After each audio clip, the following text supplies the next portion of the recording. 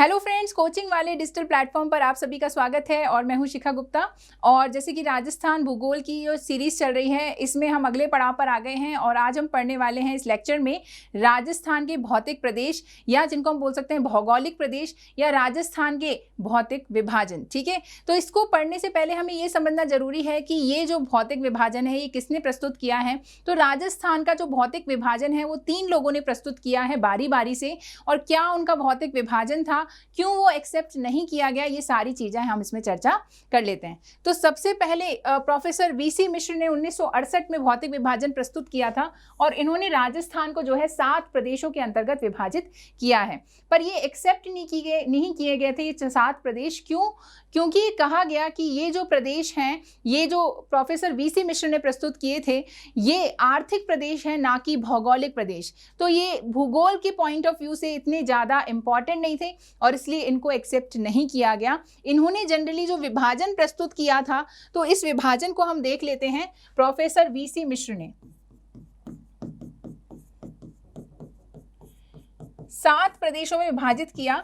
कुछ जो 4 विभाजन थे वो तो वैसे ही थे जैसे कि हम पढ़ते आए हैं, हमेशा आपने पहले भी पढ़े होंगे, जो कि तिवारी सक्सेना महोदय ने प्रस्तुत किए हैं। तो उनके हिसाब से पहला अगर देखें तो पश्चिमी शुष्क प्रदेश,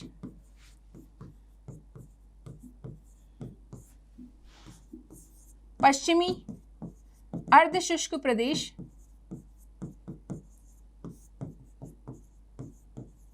इसके अलावा इन्होंने इसके अंतर्गत डाला जो श्री गंगानगर हनुमानगढ़ वाला जो क्षेत्र है, जिसे हम जनरली भूगोल की दृष्टि से बोलते हैं घग्गर का मैदान, जहां पे घग्गर नदी के द्वारा बिछाई गई जलोढ़ मृदा पाई जाती है, या हम बोल सकते हैं प्राचीन सरस्वती नदी के द्वारा बिछाई गई जलोढ़ मृदा पाई जाती है। उस नदी के क्षेत्र को इन्होंने बोला नहरी सिंचित क्षेत्र। नहरी सिंचित क्षेत्र। अब जैसे ये नहरी सिंचित क्षेत्र हो गया तो ये एंगल चला गया कृषि की ओर। ठीक है, तो ये किधर चला गया? कृषि की ओर चला गया, और इस वजह से ये नहरी सिंचित क्षेत्र जो है भौगोलिक दृष्टि से इतना इंपॉर्टेंट नहीं रहा जितना कि आर्थिक दृष्टि से हुआ। इसी प्रकार से इन्होंने जो दक्षिणी पूर्वी पठारी प्रदेश था, इसको बोला दक्षिणी पूर्वी कृषि प्रदेश। अब हालांकि भूगोल की दृष्टि से हम इसे क्या बोलते हैं? पठारी प्रदेश बोलते हैं, लेकिन इन्होंने इसको क्या बोला? कृषि प्रदेश बोला। तो फिर वापस से ये आर्थिक दृष्टि से ज्यादा इंपॉर्टेंट हो गया। इसी प्रकार से इन्होंने पूर्वी मैदान को भी पूर्वी मैदानी कृषि औद्योगिक प्रदेश,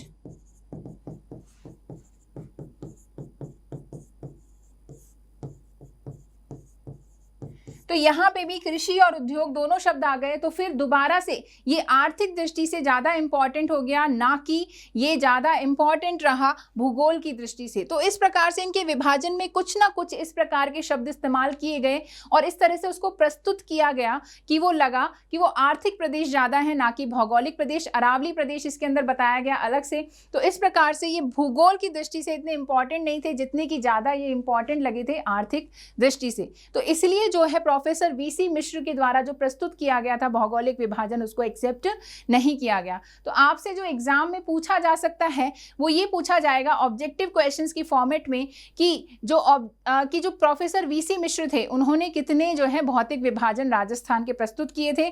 या आपसे अगर ऑप्शन दिया जाएगा तो ऑब्वियसली जैसे ही आप उसमें शब्द नहरी सिंचित क्षेत्र देखेंगे तो आप समझ जाएंगे कि ये जो विभाजन है प्रोफेसर वीसी मिश्र का है। इसके अलावा जो दूसरा विभाजन प्रस्तुत किया गया वो किया गया रामलोचन सिंह के द्वारा। डॉक्टर रामलोचन सिंह जो थे, इन्होंने पूरे भारत का भौतिक विभाजन प्रस्तुत किया था और इसलिए उसी संदर्भ में इन्होंने राजस्थान का भौतिक विभाजन प्रस्तुत किया और वहां पे इन्होंने राजस्थान को 2 बड़े प्रदेशों में विभाजित किया।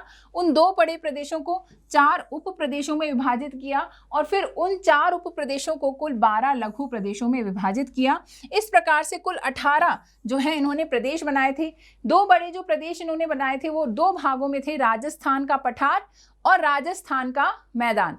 तो इस प्रकार से दो बड़े भागों में इन्होंने बांटा। फिर राजस्थान के पठार में जनरली जो है अरावली आ गई, जिसके अंदर उत्तरी, मध्य और दक्षिणी अरावली इन्होंने बताई।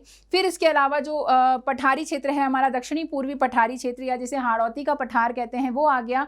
और उसके अंदर भी इन्होंने जो है उसको फर्दर जो है आगे वर्गीकृत किया। पर लेकिन इसे भी एक्सेप्ट नहीं किया गया। उसकी वजह ये थी कि जो रामलोचन सिंह के द्वारा प्रस्तुत किया गया था भौतिक विभाजन, वो भारत के संदर्भ में तो सही था, लेकिन अगर हमें राजस्थान की सूक्ष्म स्टडी करनी हो, सूक्ष्म अध्ययन करना हो राजस्थान का, तो उस दृष्टि से वो विभाजन अच्छा नहीं माना गया। और इसलिए जो रामलोचन सिंह के द्वारा 1971 में प्रस्तुत किया गया था विभाजन, उसे भी नकार दिया गया।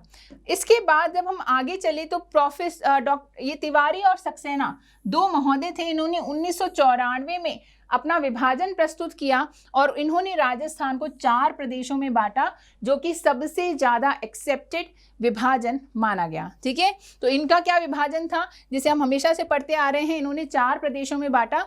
कौन कौन से? पहला है पश्चिमी मरुस्थलीय प्रदेश या जिसे हम बोलते हैं शुष्क रेतीला मैदान। दूसरा है अरावली पर्वतीय प्रदेश व मध्य पहाड़ी प्रदेश। तीसरा है पूर्वी मैदानी प्रदेश और चौथा है दक्षिणी पूर्वी पठारी प्रदेश या हाड़ौती का पठार। अगर हम इसे मैप पर देख लें तो मैप पर जनरली हम ये मानते हैं कि अरावली कुछ इस प्रकार से राजस्थान में फैली हुई है। तो अरावली के पश्चिम वाला भाग जो है, इसको तो इन्होंने बोला पश्चिमी मरुस्थलीय प्रदेश। दूसरा इनका जो है प्रदेश हो गया वो है अरावली प्रदेश, जहां पे अरावली श्रृंखला का विस्तार है। इसके अलावा मध्य पहाड़ी प्रदेश यानी बीच की जो छोटी मोटी ऊंची पहाड़ियां हैं, छोटी छोटी चोटियां हैं, उनको इसके अंतर्गत शामिल किया गया। फिर इनका आ गया ये पूरा पूर्वी मैदान। पूर्वी मैदान जो है वो अलग अलग नदियों के द्वारा बनाया गया पूरा जलोढ़ का मैदान है, जिसके अंदर मुख्यतः चंबल आ गई, बनास आ गई, माही नदी आ गई, इसके अलावा बाणगंगा नदी आ गई। तो इस प्रकार से पूर्वी मैदानी प्रदेश बनाया गया। और लास्ट में दक्षिणी पूर्वी पठारी प्रदेश आया, जिसके अंतर्गत इन्होंने बताया कि ये हाड़ौती का पठार है, जो कि बेसाल्टिक लावा का जहां पर विस्तार मिलता है। मालवा के पठार का ये भाग है या दक्कन के लावा का यहाँ पे विस्तार है। और इसके अलावा विंध्यन कगार यानी विंध्याचल पर्वत श्रेणियों की मिलती जुलती संरचना वाली चट्टानें भी इस क्षेत्र में पाई जाती हैं। तो ये जो स्पष्ट विभाजन है ये भूगोल की दृष्टि से इंपॉर्टेंट लगा, भूगोलिक विभाजन लगा, क्योंकि इसके शब्द भी आप देख सकते हो, मरुस्थल, अरावली और पहाड़ी प्रदेश, मैदानी प्रदेश, पठारी प्रदेश। तो ये साफ साफ लग रहा है कि हाँ, ये जो प्रदेश हैं वो बिल्कुल शार्प जो है विभाजन प्रस्तुत करते हैं राजस्थान के भौतिक प्रदेशों का। तो ये एक्सेप्ट किया गया। और इसके बाद जो हम अपनी स्टडीज करते आए हैं राजस्थान के भौतिक प्रदेशों की, वो तिवारी सक्सेना महोदय के द्वारा जो प्रस्तुत किया गया था उसी विभाजन के अनुसार करते आए हैं। तो इतना मेरे हिसाब से आपको समझ में आ गया होगा कि ये जो भौतिक विभाजन हम पढ़ रहे हैं ये किसके द्वारा प्रस्तुत किया गया है। इससे पहले किस किसने किया है? सर्वप्रथम किसने किया था? प्रोफेसर वीसी मिश्र ने किया था। उसके बाद डॉक्टर रामलोचन सिंह जो है उन्होंने प्रस्तुत किया था, जो कि पूरे भारत के संदर्भ में था और उसमें राजस्थान का भी एक हिस्सा था। और इसीलिए एक्सेप्ट नहीं किया गया था क्योंकि वो पर्टिकुलरली राजस्थान के लिए नहीं किया गया था। इसके बाद हम आगे बढ़े तो अब इस विभाजन को हम देख लेते हैं कि इस विभाजन में कहाँ क्या दिखाया गया है, बताया गया है। तो इस विभाजन की हम बात करें तो इस विभाजन में आप देखोगे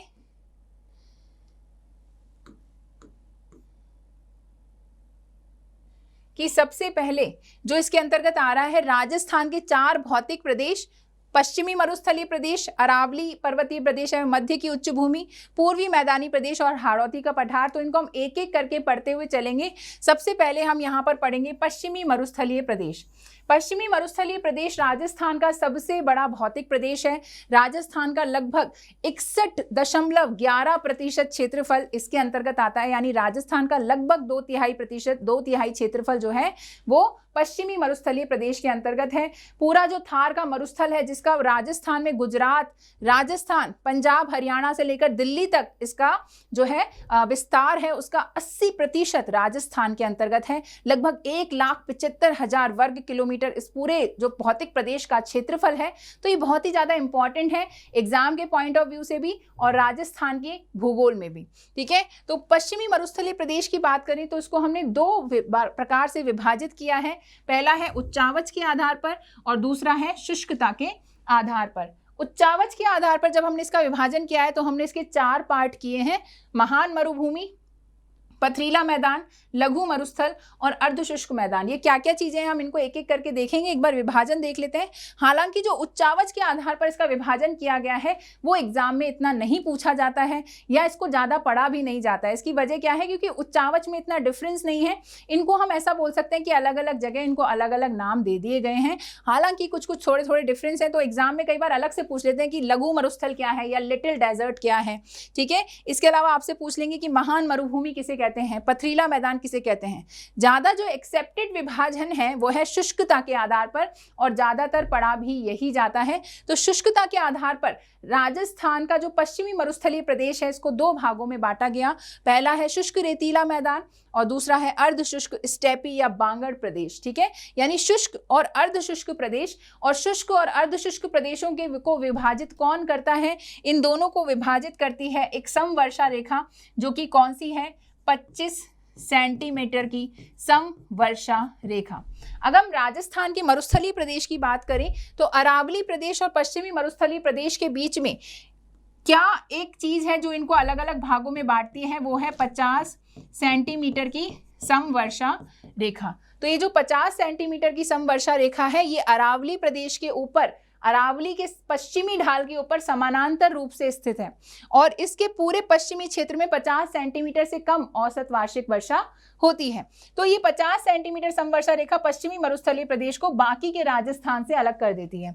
अब इस पश्चिमी मरुस्थलीय प्रदेश को भी हमने 2 भागों में बांट लिया और किस अकॉर्डिंग बांटा है, वो है 25 सेंटीमीटर की समवर्षा रेखा। तो 25 सेंटीमीटर की जो समवर्षा रेखा है वो पश्चिमी मरुस्थलीय प्रदेश के भी 2 हिस्से कर देती है, एक तो शुष्क और एक अर्धशुष्क। ठीक है, तो शुष्क और अर्धशुष्क के बीच में क्या विभाजन प्रस्तुत करता है, वो है 25 सेंटीमीटर की समवर्षा रेखा और ये भी एग्जाम में कई बार पूछ लिया जाता है। तो अरावली और मरुस्थलीय प्रदेश को कौन अलग कर रहा है, 50 सेंटीमीटर समवर्षा रेखा जो कि अरावली के पश्चिमी ढाल के समानांतर रूप से स्थित है। और मरुस्थलीय क्षेत्र के भी शुष्क और अर्धशुष्क क्षेत्रों को कौन अलग कर रहा है, 25 सेंटीमीटर की समवर्षा रेखा, जिसे कि आइसो हाइट भी कहा जाता है। क्या कहते हैं इसे, इसके लिए एक शब्द इस्तेमाल किया जाता है, आइसो हाइट। आइसो हाइट का मतलब होता है समवर्षा रेखा या ऐसी रेखा जो कि समान वर्षा प्राप्त करने वाले स्थानों को जोड़ती है, उसे आइसो हाइट या समवर्षा रेखा कहा जाता है। ऐसी बहुत सारी आइसो लाइंस होती हैं, आइसो बार जैसे आपने सुना होगा, समान वायुदाब वाले स्थानों को जोड़ने वाली काल्पनिक रेखा। ऐसे आइसो हाइट समान वर्षा प्राप्त करने वाले स्थानों को जोड़ने वाली काल्पनिक रेखा। आइसोथर्म होती है समान तापमान वाले स्थानों को जोड़ने वाली काल्पनिक रेखा। तो इस प्रकार से बहुत सारी आइसो लाइंस होती हैं, जैसे जैसे हमारे सिलेबस में आती जाएंगी, हमारे काम में आती जाएंगी, हम उनको डिस्कस करते हुए चलेंगे। आइसो हाइट इंपॉर्टेंट है। अब इसमें हम बात करें शुष्क रेतीला मैदान और अर्धशुष्क स्टेपी प्रदेश या बांगड़ प्रदेश भी इसको बोला जाता है, राजस्थान बांगड़। अब इसमें हम बात करें तो शुष्क रेतीले मैदान के 2 हिस्से किए गए, बालू का स्तूप युक्त मैदान और बालू का स्तूप मुक्त मैदान। ठीक है, तो शुष्क रेतीला मैदान के 2 भाग हो गए, बालू का स्तूप युक्त और बालू का स्तूप मुक्त। ये क्या है अभी हम इसका डिस्कस कर लेंगे। और अर्धशुष्क जो बांगड़ प्रदेश है इसको 4 भागों में बांटा गया, घग्गर का मैदान, शेखावाटी प्रदेश, नागौरी उच्च भूमि और लूनी नदी का बेसिन। ठीक है, तो इसको अगर हम देखें तो राजस्थान के मैप में हम डिस्कस कर रहे हैं पश्चिमी मरुस्थलीय प्रदेश और इसके हमने 2 हिस्से कर दिए हैं इस प्रकार से लगभग। ठीक है, तो ये हमारा हो गया पश्चिमी, ये या बोल सकते हैं हम शुष्क रेतीला मैदान, शुष्क रेतीला मैदान। और इसके हमने 2 हिस्से किए हैं, बालू का स्तूप युक्त और बालू का स्तूप मुक्त। यानी एक ऐसा क्षेत्र जहां बालू का स्तूप मिलते हैं उसे हम बोलेंगे बालू का स्तूप युक्त प्रदेश, और जहां बालू का स्तूप नहीं मिलते हैं उसे हम बोलेंगे बालू का स्तूप मुक्त प्रदेश। और ये है हमारा अर्धशुष्क रेतीला मैदान,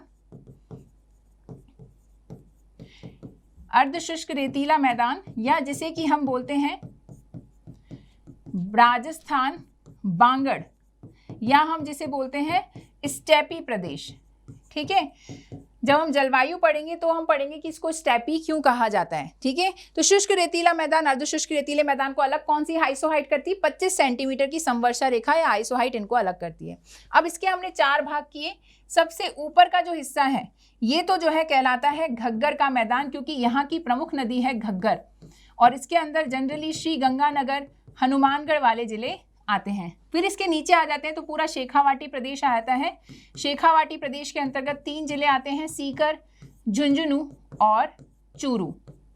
फिर उसके बाद नीचे आएंगे तो यहाँ पे आ जाएगी नागौरी उच्च भूमि, नागौर का क्षेत्र है, और नागौरी उच्च भूमि यानी नागौर के आसपास का जितना भी ऊंचा क्षेत्र है जो कि है मरुस्थलीय क्षेत्र, क्योंकि यहाँ पे बहुत सारी लवणीय झीलें भी पाई जाती हैं जो कि शुष्कता और लवणता का द्योतक है। और उसके बाद नीचे पूरा लूनी बेसिन, या कई किताबें इसको लूनी जवाई बेसिन भी बोलती हैं, ये पूरा क्षेत्र आ जाता है, जिसके अंतर्गत पूरा पाली, नागौर, बाड़मेर, जालौर, ठीक है, ये पूरा क्षेत्र आ जाता है। कुछ किताबें सिरोही को भी मरुस्थलीय प्रदेश में बताती हैं, लेकिन सिरोही जनरली अरावली वाला जिला है, ना कि मरुस्थलीय जिला। सिरोही का बिल्कुल पश्चिमी क्षेत्र जरूर हम लूनी जवाई बेसिन में मान सकते हैं, लेकिन मुख्यतः सिरोही जिले को पूरी तरह से हम मरुस्थलीय जिला नहीं बोल सकते।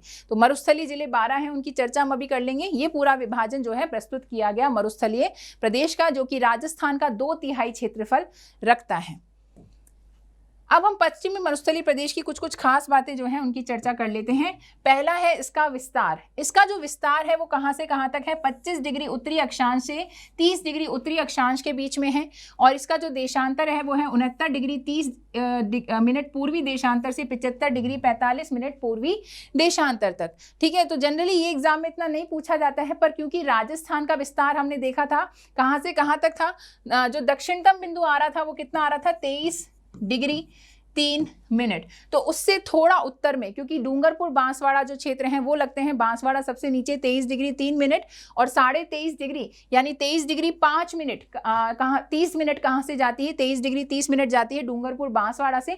तो वो जिले इसके अंतर्गत शामिल नहीं हैं, वो अरावली वाले जिले हैं, या हम बोल सकते हैं पूर्वी मैदानी क्षेत्र भी अंतर्गत भी आते हैं, क्योंकि माही का मैदान वो बनता है।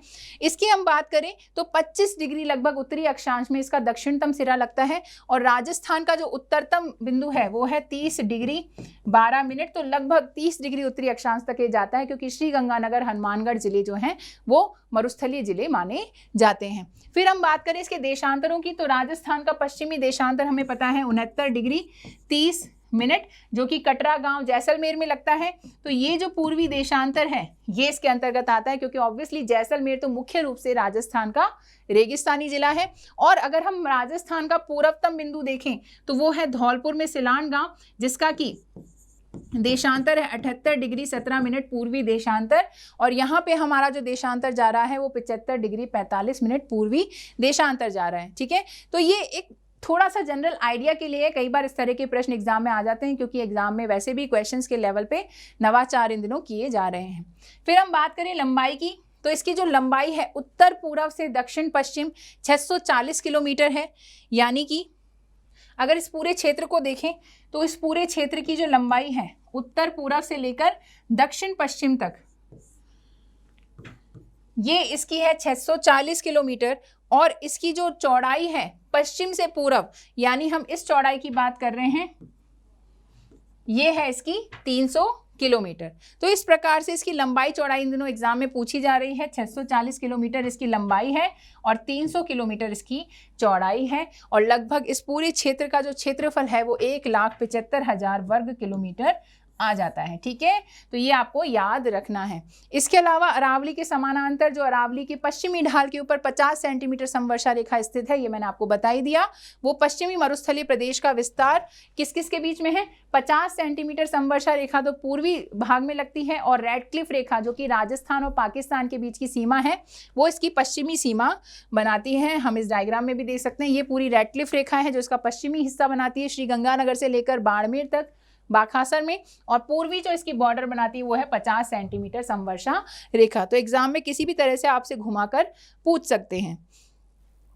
आगे चलें तो हमसे पूछा जाता है कि रेगिस्तानी जिले कितने हैं, तो हर किताब अलग अलग बताती है, कोई 12 बताती है, कोई 13 बताती है, पर जनरली जो राजस्थान के सरकार के आंकड़े हैं उसमें 12 जिलों को रेगिस्तानी जिला माना गया है, जिनमें पूर्णतः रेगिस्तानी जिले कौन कौन से हैं? जैसलमेर जो कि सबसे ज़्यादा इंपॉर्टेंट है, और जैसलमेर की जो सम तहसील है वो एकमात्र ऐसी तहसील है जो पूरी तरह से रेगिस्तानी है, पूरी तरह से धूल मिट्टी जिसे हम बोलते हैं ना, पूरी तरह से शुष्कता वहाँ पाई जाती है। आपको पता होगा कि अगर आप टूरिज्म पर्पज से भी अगर डेजर्ट टूरिज्म करना चाह रहे हो तो सम तहसील में जाते हैं, और जो राजस्थान का सम है वहाँ पर नाइट कैंपिंग भी करते हैं लोग रेगिस्तान के अंतर्गत। ठीक है, तो जैसलमेर, फिर बीकानेर, बाड़मेर, जोधपुर, श्रीगंगानगर और हनुमानगढ़, ये जो 6 जिले हैं इनको पूरी तरह से रेगिस्तानी जिला माना गया है। हालांकि हनुमानगढ़ में घग्गर नदी बहती है, पर घग्गर नदी को नाली कहा जाता है, आपको पता होगा, और इसे मृत नदी भी बोला जाता है। तो ये लगभग बहुत कम क्षेत्र में बहती है, शिवालिक से आती है। हालांकि राजस्थान में एकमात्र ऐसी नदी है जो हिमालय से आती है।